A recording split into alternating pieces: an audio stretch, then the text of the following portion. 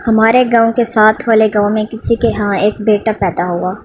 یہاں پر ایک رسم ہے کہ بیری کے درخت کے پتے کاٹے جاتے ہیں اور ان کو جلایا جاتا ہے اور پیدا ہونے والے بچے کے اوپر آگ کی دھونی دی جاتی ہے۔ خیر یہ سب رسومات پوری کی گئی۔ یہ دوسرے دن کی بات ہے کہ بچہ غائب ہو گیا۔ سارے گھر میں کوہرام مچ گیا، سب بچے کو ڈھونڈ رہے ہیں اور بچہ ہے کہ مل نہیں رہا۔ ایک دن کا بچہ تھا، کہیں جا بھی نہیں سکتا تھا۔ کوئی عورت کہنے لگی، میں تو پہلے ہی بول چکی ہوں کہ یہاں پر بھوت پریت کا رواج بہت عام ہے۔ تو کچھ لوگ بولے کہ یہ سب کسی اندیکھی مخلوقات کا کام ہے۔ لوگ کر بھی کیا سکتے تھے، رو دھو کر صبر کر لیا۔ لیکن رات کو عجیب و غریب واقعات ہونے لگے۔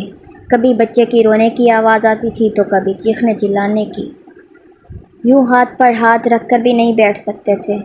سو انہوں نے کسی بزرگ بابا سے بات کرنے کی ٹھانی۔ ایک مسلمان بزرگ بابا سے بات طے کی گئی۔ بزرگ بابا گھر آئے اور صورتحال سمجھ گئے۔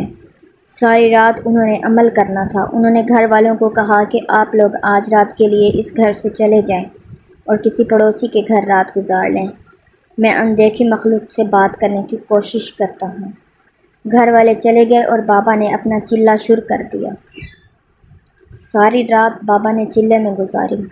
گھر کے نزدیک کوئی بھی نہیں آتا تھا کیونکہ ساری رات گھر سے عجیب و غریب آوازیں آتیں۔ خدا خدا کر کے صبح ہوئی تو بابا گھر سے نکلتے دکھائی دیے۔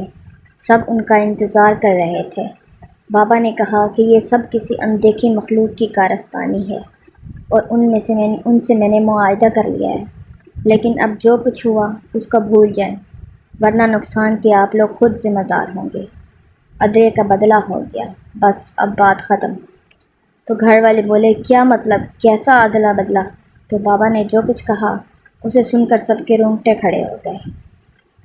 بابا بولے کہ جس بیری سے تم لوگوں نے پتے توڑے تھے وہ رات کا وقت تھا تو جنات کے بچوں کو تکلیف ہوئی اور ان میں سے ایک گر کر مر گیا، تو جنات نے بدلہ لینے کی ٹھانی اور انہوں نے تم لوگوں کے ایک دن کے نومولود بچے کو اٹھا کر گٹر میں پھینک دیا اور ان کا بدلہ پورا ہو گیا۔ اب اس واقعے کو بھول جاؤ کیونکہ جنات کا کوئی بھی کچھ نہیں بگاڑ سکتا۔ یہ سن کر سب چیخیں مارنے لگے اور رونے لگے اور روتے ہوئے بھاگ گئے اور گٹر کا ڈھکن ہٹایا گیا تو واقعی وہ معصوم بچہ گٹر میں تیر رہا تھا۔ بچے کی ماں بے ہوش ہو گئی۔ اس کو ہسپتال پہنچایا گیا اور بچے کو گٹر سے نکال کر صاف کیا گیا اور دفن کر دیا گیا۔ اس کی ماں پاگل ہو گئی تھی اور 1 مہینہ اس صدمے میں رہنے کے بعد اس کے دماغ کی رگیں پھٹ گئی تھیں اور وہ چل بسی۔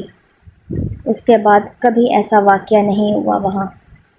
اب اس بندے نے دوبارہ شادی کر لی ہے۔ 4 مہینے پہلے اس کے ہاں ایک بیٹا پیدا ہوا اور حیرانی کی بات یہ ہے کہ اس بچے کی شکل بالکل اپنے بھائی سے ملتی تھی جو ظالم جنات کے ہاتھوں ظلم کا شکار ہوا تھا۔